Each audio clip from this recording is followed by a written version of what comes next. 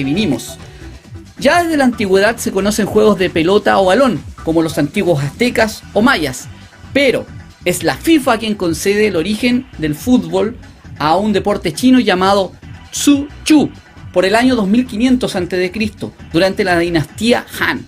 Deporte que se jugaba con un balón, por damas y varones, el cual se debía meter en una red, pudiendo usar cualquier parte del cuerpo, exceptuando las manos. Ya pasando los años, en el primer milenio comienzan las primeras historias del fútbol, como el calcio italiano, un juego de balón muy violento donde el objetivo era de cualquier forma llevar la pelota a las mallas contrarias. Durante varios años el fútbol estuvo prohibido por distintos reyes, ya sea por temas religiosos o incluso porque distraían del trabajo. Ya conocemos qué pasa después del partido. Sí, ese tercer tiempo ya estaba implantado.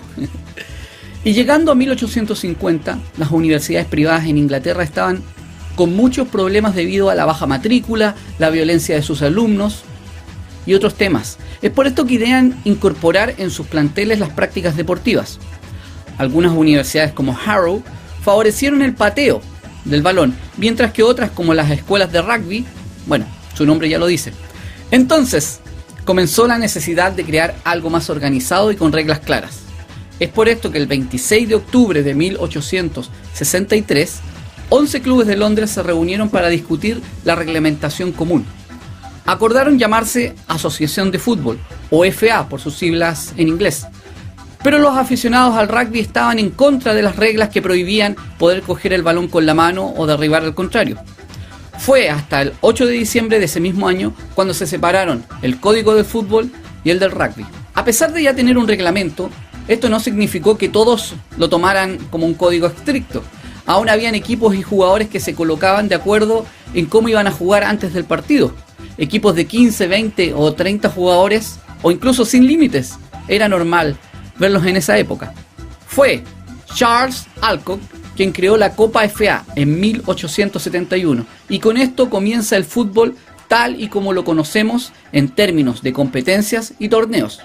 El 30 de noviembre de 1872 a las 14 horas se produce el primer encuentro internacional de selecciones entre Inglaterra y Escocia, bajo las reglas de la FA. Escocia de local derrotó a Inglaterra. Un partido casi improvisado, camisetas distintas, gorras, boinas, incluso pipas se vieron dentro del campo de juego. Aún no se les ocurría, por ejemplo, que era más fácil jugar con camisetas iguales o cabecear el balón. Escocia dominó el partido ya que se daban pases entre los jugadores, al contrario de Inglaterra, que insistía en correr con el balón en los pies. Sin duda, este fue y es el partido más importante de la historia. El fútbol se expandió por todo el país y llegó a todas clases sociales. A medida que se contaba con nuevos medios de transporte, como el ferrocarril, se comenzaron a crear equipos por toda Inglaterra y Escocia. Los equipos son formados por trabajadores de empresas, que en un bar deciden hacerlo. Por ejemplo, el Manchester United nace de la compañía de ferrocarriles North Manchester Railway. En esta época comenzó el desembarco del fútbol alrededor del mundo.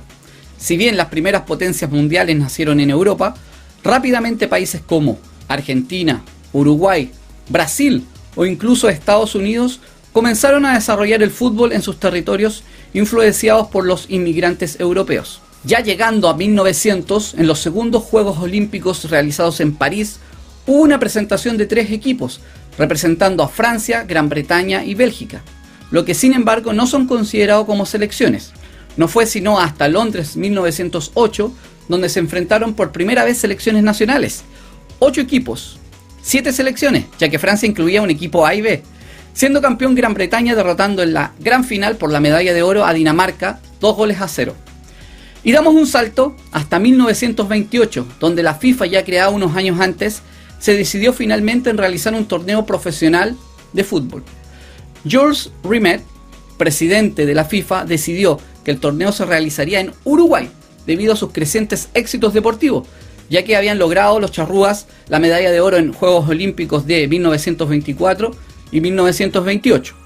A pesar del boicot europeo, que no quisieron viajar a Latinoamérica, el mundial se realizó con 3 equipos y fue ganado en la final por Uruguay, derrotando a Argentina. Después de todo esto, el mundo comenzó a vibrar con el fútbol, claro está. Se organizaron las ligas de equipos locales, los torneos de selecciones por continentes y los mundiales cada 4 años, los que son, hasta el día de hoy, un evento cúlmine de cualquier ciclo deportivo. Párrafo aparte merece Brasil.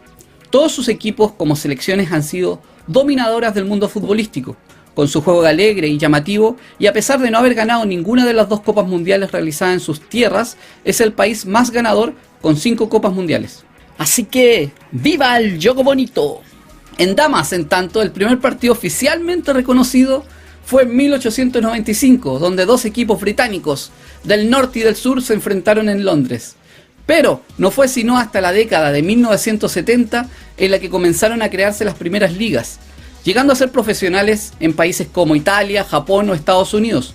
Actualmente también los países nórdicos son potencias. Jugadoras como Marta, Mia Hamm, Sun Wen, Brigitte Prince, Hege Riis son solo algunas futbolistas destacadas en la historia del fútbol femenino. No discutiremos quién es el mejor jugador de todos los tiempos, ¿o sí?